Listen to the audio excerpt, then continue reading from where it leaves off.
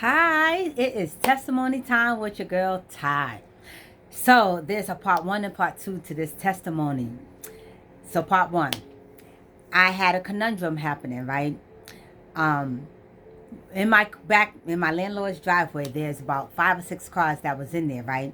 None of the cars worked, okay, including mine. My battery wound up dying on me, and so that was creating a conundrum with the landlord's daughter who lives on the first floor because her tail end of her car was hanging out in the street, and she got a ticket for that. So they was like, oh my gosh, now this has been going on for weeks. Like my car battery died, and it's been weeks, and I have not been able to find like not one person that gonna help me with the jump. So I'm like, dag. I was all like, well, I felt bad because I'm like, I don't know what to do because, and I also had the most hardest time getting the battery off because the battery was so tightly screwed on that I couldn't get the screws off the battery. So I could take it to AutoZone, have AutoZone recharge it, which they do for free, and so I couldn't get it off. And I was like, I'm talking about when I tell you I was looking high and low, searching high and low for somebody to help me. I found no one, okay? And so I did feel bad, but I was like, unless you help me with this car situation, I can't move my car, up some so that her daughter can fit it in the driveway.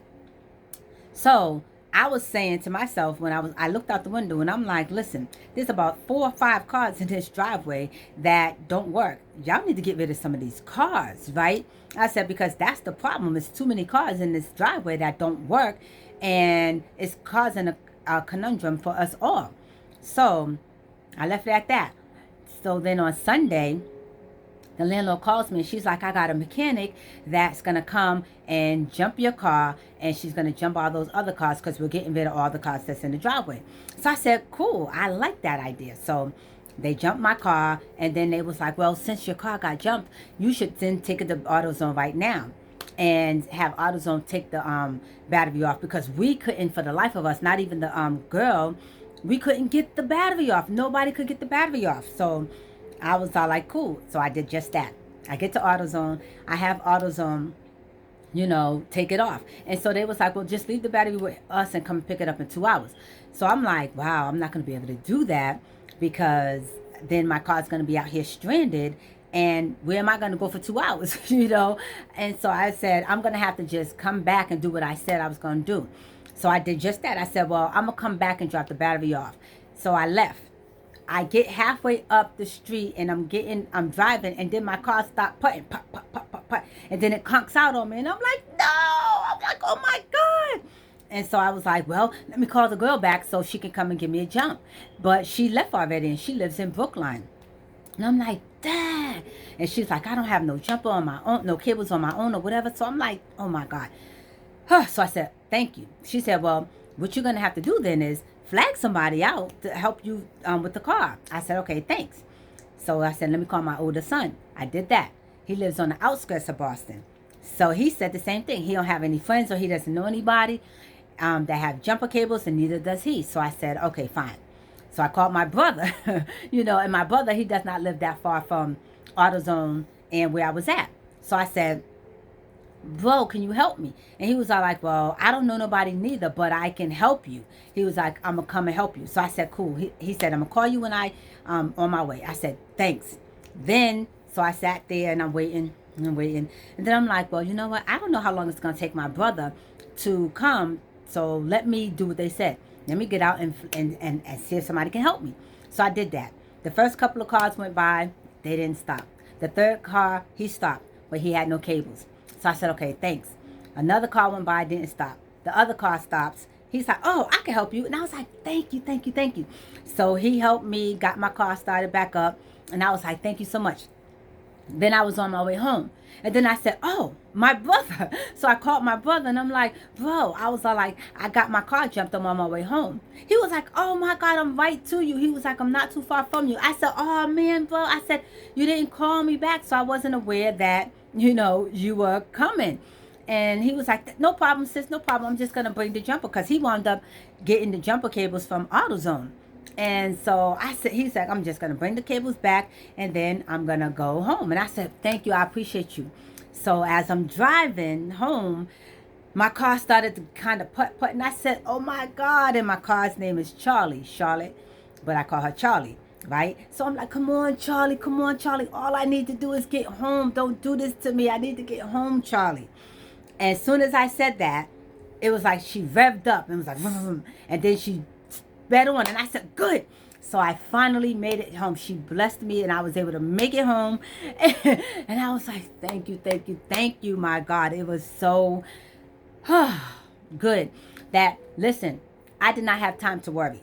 I did not have time to panic. I did not have time to get angry, frustrated, complain, nothing. I just had to think quick on my feet. It was like, there's no time for fear to set in. You got to have faith. You just got to know. And I did just that. I was just like, let me call these, making phone calls. If people wasn't available, hey, I did what I had to do. I flagged the car down, got help, got home. And so now, you know, I was able to get the car home, take the battery out, and bring it to AutoZone. And I say that to say this. This is where Mark 11:23 and 24. It says, I tell you the truth. You can say to this mountain, may you be lifted up and thrown into the sea, and it will happen. But you must really believe it will happen and have no doubt in your heart. I tell you, you can pray for anything. And if you believe that you've received it, it will be yours. I didn't have time to doubt. Like I said, I spoke to that mountain.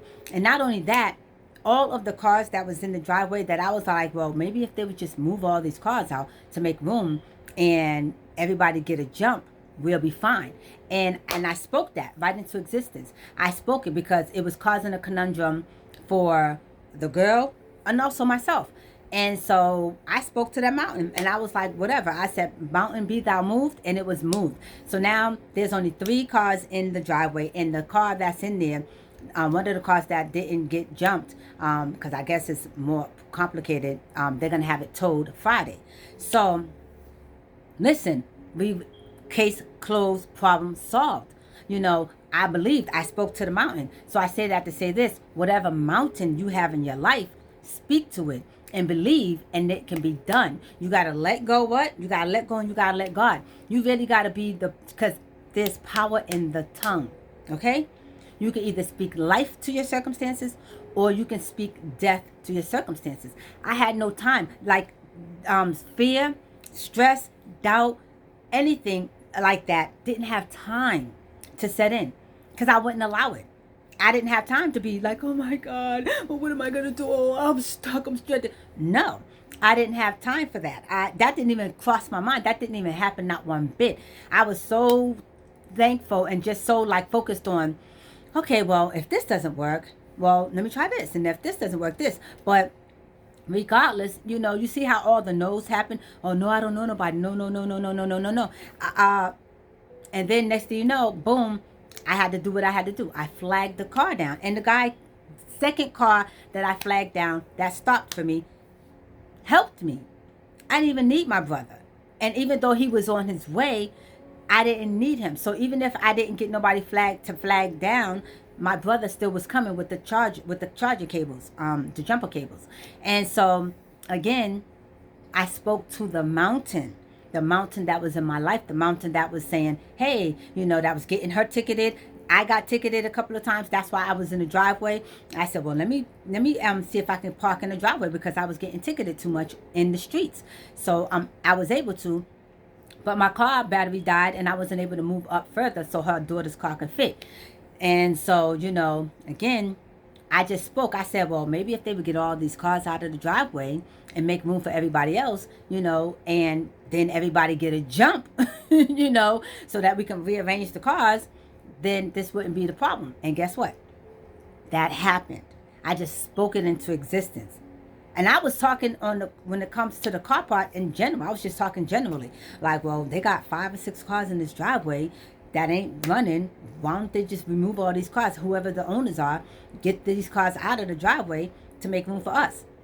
And I just spoke that because this was happening. This was something that was happening for some weeks, maybe a month or 2. And when I just spoke that and it happened, it might have had to take 2 months for it to happen, but it happened because I spoke it. And I didn't worry about it because I wasn't letting nobody stress and nobody's situation or whatever, whether it was my situation or someone else's, get me stressed out, having me fearful, having me like, oh my God, worried and upset. I just spoke it into existence and said, well, I did whatever I could that was in my control, and then I left the rest to the Lord. And that's exactly what happened because it was out of my hands. The rest of it was out of my hands. And I gave it to him. And guess what? I spoke it, I believed it, and we got all these cars. Now there's only 3 cars in that driveway. And everybody's able to park their car comfortably, and there's so much room. And yes, and I am so grateful and thankful. And I say that to say this. Listen, whatever problems, whatever storms, whatever mountain that you have in your life, speak to it and believe, and it will be removed. You got to move the mountain. You know what I'm saying? These words are powerful. You have the power to create your world, your life. Whatever you want from your life, you have the power to create it by your words. Speak positive. Speak positive at all times. Be careful of what you speak. You have to be aware of what you're speaking because, if you keep saying things like, oh, I can't do this, or I don't know how to do this, or I this, then guess what? You're not going to be able to do what it is because you can't. You say, I can't do this, then you're not going to be able to do it. You say, I don't know how to do this, then you're not going to be able to do it. You keep saying, then that's what you're going to receive. So take a look at your life and look at where you're at in life. And if it's not where you want to be, if you don't have what it is you desire, if it's not all that that is cracked up to be, if you feel like there could be more for your life, then start speaking that into your life. Start speaking that into existence. You have to speak it into existence and it shall happen. So I thank you for listening. And until next time, give me a thumbs up. Thumbs up. Okay? Comment in the comment section. Okay? And until next time, thank you.